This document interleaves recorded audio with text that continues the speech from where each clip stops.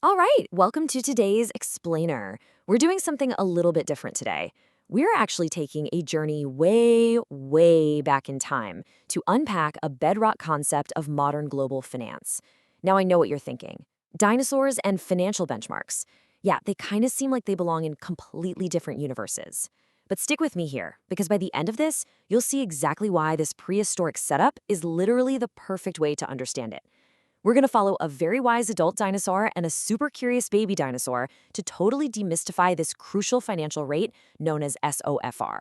So, our journey kicks off with a really simple but honestly profound question.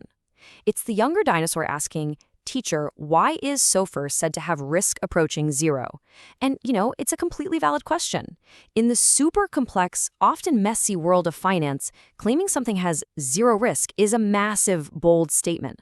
Like, is that even possible? How exactly does a benchmark rate get so incredibly close to absolute safety? Well, to answer that, we've got to look at the core concept itself, SOFR. It stands for the Secured Overnight Financing Rate. Basically, it's this foundational interest rate used in financial markets for borrowing money for just one single day. You borrow the capital today, and you literally pay it back tomorrow. That's it. And that one-day aspect, that is absolutely crucial. It's the key to everything we're about to explore. To make this a bit more concrete, imagine dragging a giant claw through the dirt to draw a really, really long line. Let's say that long line represents a 10-year bond. When you lend your capital out for 10 whole years, you're stretching your commitment across a massive horizon of time. And as we all know, a whole lot of unpredictable, chaotic things can happen over a long stretch like that.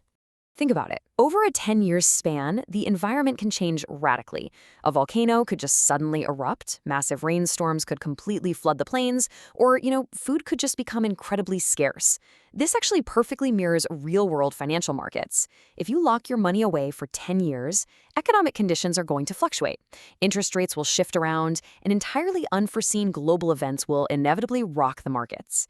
Basically, the longer the timeline, the higher your uncertainty. Now, in stark contrast to that massive 10-year trench, consider a tiny, barely there mark in the dirt. That tiny little mark, that is SOFR.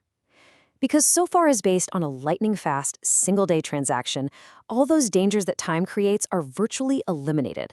There's simply no time for a metaphorical volcano to erupt between today and tomorrow morning.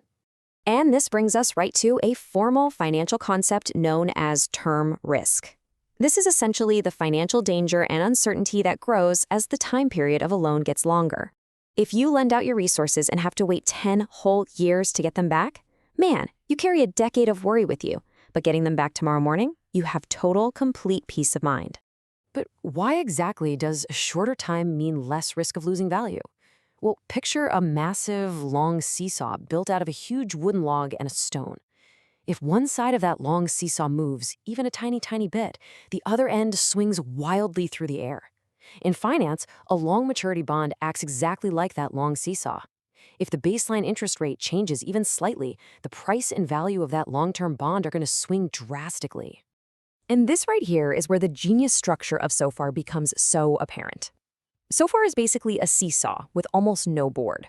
Because the transaction only lasts a single day, even if interest rates do move, the principal value has practically no time or space to swing anywhere. If the board is that short, there's just no room for it to wobble. It keeps the principal totally safe. So this leaves us with 3 core principles, essentially carved in stone. 1 day, short time, low risk. This is the foundational triad of SOFR. It simply doesn't require waiting, which drastically, completely minimizes term risk. Now, time isn't the only factor protecting SOFR. There's actually a second fundamental reason it remains so incredibly stable, and we can think of it as a single, highly valuable asset, like a perfectly smooth, shiny pebble. This represents the concept of collateral.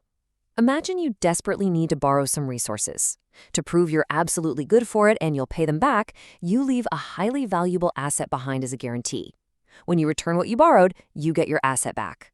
That guarantee is collateral, a highly safe asset left as a rock-solid promise to repay a loan. What makes this so fascinating is how perfectly it maps onto our modern financial system. In the real-world SOFR market, that valuable asset isn't a shiny stone, obviously. It's United States Treasuries. When massive institutions borrow cash overnight, they actually use U.S. Treasuries as their collateral. And in the global financial system, these are widely considered to be the absolute most secure assets available, period. Now, this usually prompts a pretty great question. One that seasoned financial analysts ask all the time. Is the risk truly absolutely zero? It's definitely tempting to think so.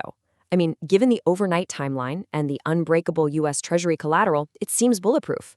But we have to ask ourselves, is anything in nature, or in finance for that matter, completely and totally without risk? The reality? Well, no.